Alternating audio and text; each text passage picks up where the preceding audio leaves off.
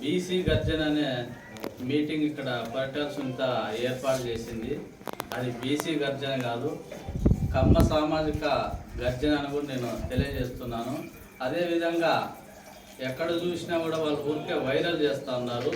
కనగనపల్లి నుంచి 150 నుంచి 300 కుటుంబాల వరకు చేరినారు అని వాళ్ళు అనవసరమైన వైరల్ చేస్తూ ఉన్నారు.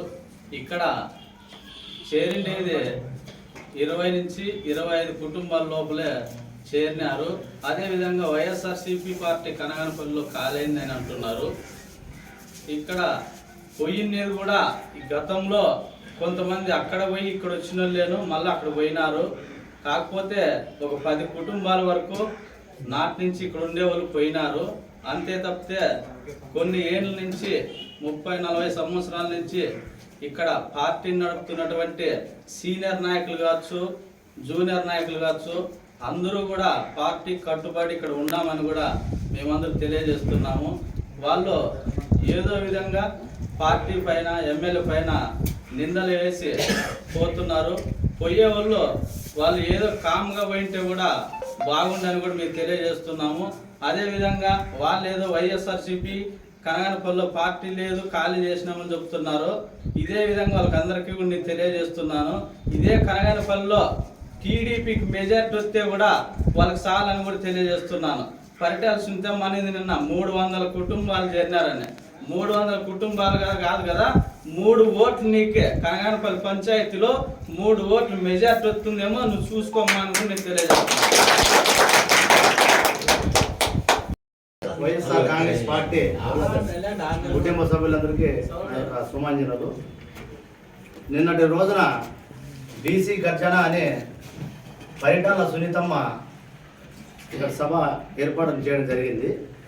దాంట్లో భాగంగా మరి వాల్మీకులు కొంతమంది దాదాపుగా 300 మంది చేరినామని డప్పలు కొట్టుకుంటున్నారు. మా లెక్కన మేము పరిశీలన చేస్తే 20 నుంచి 25 లోపల కుటుంబ సభ్యులు మాకు తెలియాయి. మరి వాళ్ళు చేరిన వాళ్ళు ఎట్లా చేరినారో ప్రకాష్ రెడ్డిని విమర్శించడం అనేది మంచి సబబు కాదు. ఎందుకంటే గతంలో ప్రకాష్ రెడ్డి చేసినటువంటి అభివృద్ధి చాలా ఉంది.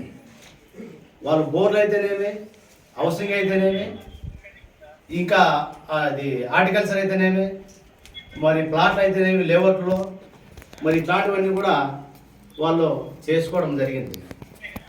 దాంట్లో భాగంగానే నిన్న బీసీ గర్జన సభలో వాళ్ళు వ్యక్తిగతంగా ప్రకాష్ రెడ్డిని టార్గెట్ చేయడం అనేది సబబు కాదు.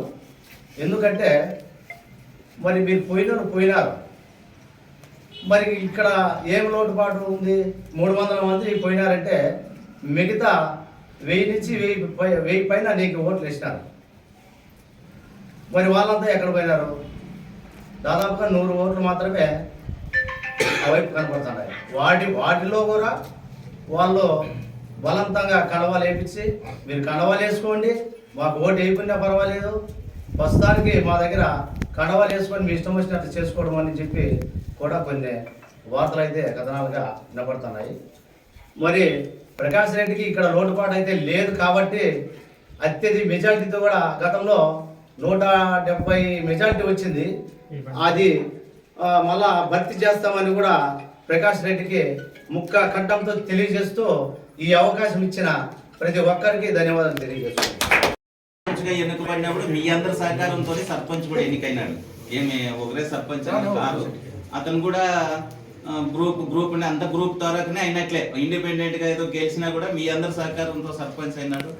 మరి పార్టీని దగ్గర పార్టీ ఎమ్మెల్యే ప్రోత్సాహము మరి వైఎస్ఆర్ పార్టీ తరఫునే వచ్చేటువంటి సంక్షేమ కార్యక్రమాలే సర్పంచ్ మంచి పేరు వచ్చి ఉంటుంది. కానీ ఆయన సొంతంగా సర్పంచ్ వల్ల పేరు వచ్చేది అది ఇంపాసిబుల్, ఎక్కడ జరగదు. మా గతంలో ఈ మండలంలో సర్పంచ్లు దండిగా ఉన్నారు అని ఏం లేదు, అంతా జీరోలు అయిపోయినారు. ఈ సర్పంచ్కి అంత అయితే పేరు వచ్చిందంటే వైఎస్ఆర్ పార్టీ తరఫునే వచ్చింటుంది. మన ఎమ్మెల్యే తరఫున వైఎస్ఆర్ పార్టీ తరఫున జగన్మోహన్ రెడ్డి సంక్షేమ పథకాల వల్లే పేరు వచ్చింటుంది. కాబట్టి మనము ఇప్పుడు అలాగా పోకూడదు. పార్టీ మీద ఏదైనా ఉంటే 10 మందిలో చెప్పాలా, నాకు ఈ అన్యాయం జరిగింది, లేకపోతే నాకు ఇది చేసినారని చెప్పి ఏదైనా పరిష్కరించే దిశగా ఉండాలి. కానీ పార్టీలు మారిపోవడం ఆయన వ్యక్తిగతం, అది చేయకూడదు, తప్పు అది.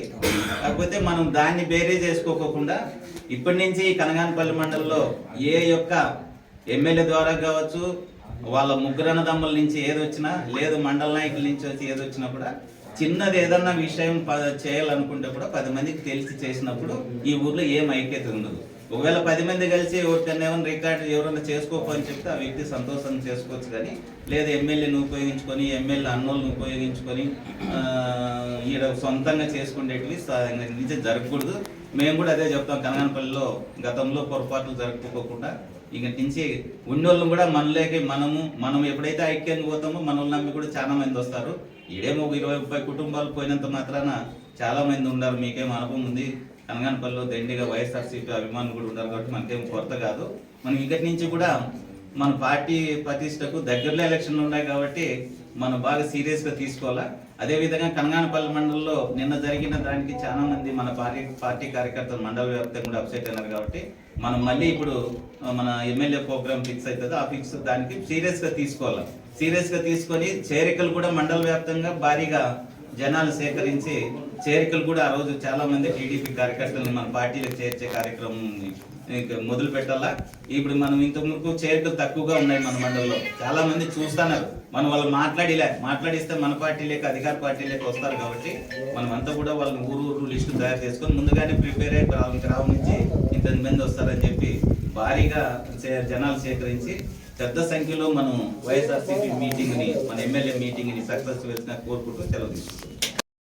కానీ ఇక్కడ పెద్ద ఒరిగిపోతుంది అది అనేది అవసరం. అది ఏదైనా అంతకు మించి రెట్టింపుతో మేము ఉత్సాహంగా పార్టీ పనిచేసి బలోపేతం చేస్తామని తెలియజేస్తున్నాం.